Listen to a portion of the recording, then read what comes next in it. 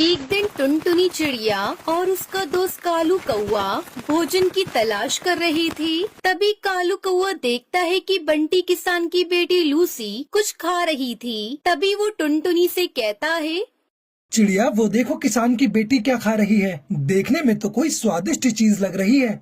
कालू भैया, मुझे पता है किसान की बेटी चॉकलेट खा रही है। एक बार किसान की पत्नी ने मुझे भी खाने को दिया था। चॉकलेट बहुत ही स्वादिष्ट होती है। टुनटुनी चिड़िया, तुम्हारी बातें सुनकर मेरे मुंह में पानी आ रहा है। अब तो मैं भी स्वादिष्ट चॉकलेट खाकर ही रहूंगा। ऐसा कहकर कालू कौआ उड़ जाता है और किसान की बेटी का चॉकलेट छीनकर खाने लगता है। किसान की बेटी जोर जोर से रोने लगती है। मम्मा, वो कालू अंकल मेरी चॉकलेट लेकर चले गए। मेरा चॉकलेट खा गए वो अंकल। अरे कालू भैया, जल्दी भागो यहाँ से। अगर किसान की पत्नी आ गई तो आपके साथ साथ मेरी भी पिटाई लगेगी। जैसे तैसे टुनटुनी चिड़िया कालू कौआ वहाँ से भागते हैं। कालू भैया, आपकी ये आदत मुझे बिल्कुल पसंद नहीं। आज के बाद से आप अपना अनाज ढूंढने अकेले जाना, मुझे आपके साथ कहीं नहीं जाना। टुनटुनी चिड़िया, मैं तुमसे वादा करता हूँ, आगे से मैं किसी से कुछ भी छीन कर नहीं खाऊंगा। अब मान भी जाओ, इतना क्या नाराज होना। ठीक है कालू भैया, आगे से आप ऐसा कुछ भी मत करना, तभी मैं आपके साथ भोजन की तलाश में जाऊंगी। कुछ भी कहो टुनटुनी चिड़िया, चॉकलेट तो बहुत ही स्वादिष्ट थी। मेरे मुंह में अभी तक चॉकलेट का स्वाद है। ओए माँ, इस चॉकलेट के चक्कर में मैं भूल गया, मुझे घर बनाने के लिए तिनके भी इकट्ठा करने थे। तिनके तो मुझे भी इकट्ठे करने हैं कालू भैया। पहले भोजन लेकर आते हैं, फिर तिनके लेने चलेंगे दोनों। फिर वो दोनों भोजन लेकर अपने घर चले जाते हैं। ओ कालू, ले आए भोजन। इतनी देर कहाँ लगा दी तुमने? तुम्हें तो मालूम है घर बनाने के लिए तिनके भी इकट्ठे करने हैं हमें अभी। थोड़ी सांस तो लेने दो, अभी अभी तो भोजन लेकर आया हूँ। कालू, सब तुम्हारी गलती है। तुम देर से भोजन लेकर आए हो। अब जाओ, पहले तिनकर लेकर आओ, फिर आराम करना। फिर टुनटुनी चिड़िया और कालू कौआ लकड़ियाँ लेने जाते हैं। कालू भैया, गर्मी बहुत पड़ रही है, जितनी जल्दी घर बन जाए वही अच्छा होगा। कुछ दिनों में गर्म हवाएं भी चलने लगेंगी और फिर से धूप में निकलना मुश्किल हो जाएगा। टुनटुनी चिड़िया, कितना अच्छा होता, हमें घर बनाना ही नहीं पड़ता। मुझे सारे काम करने अच्छे लगते हैं, पर घर बनाने के लिए तिनके इकट्ठा करना और घर बनाना मुझे बिल्कुल भी अच्छा नहीं लगता। कालू भैया, आपके साथ तो सुंदरी बहन भी है, दोनों मिलकर घर बना लोगे, पर मुझे तो अकेले घर बनाना पड़ता है। क्या करूं? बच्चे अभी छोटे हैं, जिंदगी ऐसी ही चलती है भाई। टुनटुनी चिड़िया कालू को ऐसे बातें करते हुए वहाँ से गुजर रही परी रुककर सुनने लगती है और उनसे कहती है, आप दोनों मुझे बहुत परेशान लग रहे हैं, मुझे बताएं, मैं आपकी परेशानी दूर कर सकती हूँ।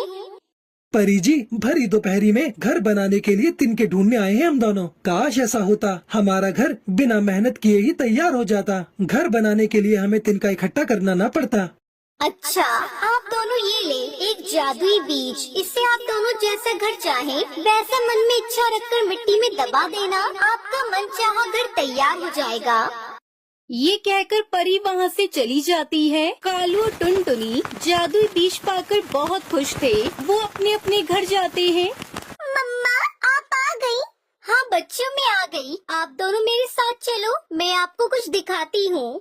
फिर टुनटुनी चिड़िया जादुई बीज को मिट्टी में दबा देती है और मन में सोचती है, गर्मी के दिन है और गर्मी के दिन में मिट्टी का घर ठंडा रहेगा। ये जादुई बीज मेरे लिए जादुई मिट्टी का घर बना दो।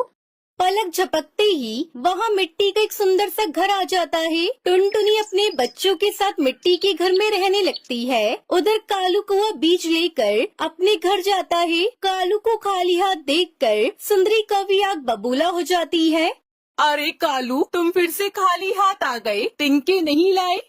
वो सब छोड़ो सुंदरी, ये देखो परी ने मुझे जादुई बीज दिए हैं, मैं इनसे मनचाहा घर बना सकता हूँ। लेकिन सुंदरी गुस्से में वहाँ से चली जाती है। इसे तो मेरी बातों पर विश्वास ही नहीं हुआ। मेरी तो समझ में ही नहीं आ रहा है किस चीज का घर बनाने को बोलूं। जादुई बीज से? हाँ, याद आया, मुझे चॉकलेट बहुत ही स्वादिष्ट लगी थी। किसान की बच्ची से छीन कर खाई थी, उसका स्वाद अभी तक मेरे मुंह में है। मैं चॉकलेट का घर बनाने को बोलता हूँ। है जादुई बीज, चॉकलेट का घर बना दो। कालू कौवे के ऐसा बोलते ही उसका चॉकलेट का घर बनकर तैयार हो गया। बन गया मेरा चॉकलेट का घर, बन गया।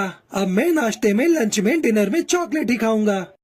कालू कौआ घर से चॉकलेट निकाल निकाल कर खाने लगा। फिर सुंदरी की नींद खुली। अरे कालू, ये क्या है? चॉकलेट का विशाल घर, ये तो बहुत सुंदर और स्वादिष्ट लग रहा है। फिर वो दोनों चॉकलेट खाने लगते हैं। जंगल में चारों तरफ कालू के चॉकलेट घर की खबर फैल गई। पक्षी उसके चॉकलेट घर को देखने आने लगे। अरे हमें भी थोड़ी चॉकलेट खाने को दो ना। नहीं दूंगा तुम लोगों को चॉकलेट, नहीं दूंगा, भागो यहाँ से। फिर कालू सुंदरी रात रात भर जागकर अपने घर की रखवाली करने लगे। 2 दिन बीत गए, कालू सुंदरी नहीं सोए। सुंदरी, मुझे बहुत जोरों की नींद आ रही है। मुझसे अब चॉकलेट घर की रखवाली नहीं हो रही, मैं सो रहा हूँ। फिर वो दोनों पति पत्नी सो जाते हैं। 2 दिनों बाद जब उनकी नींद टूटती है तो वो देखते हैं कि चॉकलेट का घर गायब था। अरे कालू, उठो कालू, अपना चॉकलेट घर कहाँ गया? सुंदरी, शायद पक्षियों ने चॉकलेट घर को खाकर खत्म कर दिया। सब तुम्हारी बेवकूफी का नतीजा है। खुद अपनी आंखों से देख लो। अगर चिड़िया की तरह मिट्टी या बांस का घर मांगते तो आज ये दिन ना देखना पड़ता। कालू, रोने धोने से कुछ नहीं होगा। चलो चलकर तिनका इकट्ठा करते हैं, फिर हम अपना घर बनाएंगे। सुंदरी और कालू भरी दोपहरी में तिनका ढूंढने के लिए निकल पड़ते हैं। टुनटुनी चिड़िया अपने बच्चों के साथ अपने मिट्टी के घर में सुकून से बैठी थी। तो देखा दोस्तों आपने, लालच का नतीजा क्या होता है। अगर आपको हमारी आज की कहानी पसंद आई हो तो इस वीडियो को लाइक और कमेंट करके जरूर बताएं। और आप हमारे चैनल पर नए आए हैं तो हमारे चैनल को सब्सक्राइब करना न भूलें।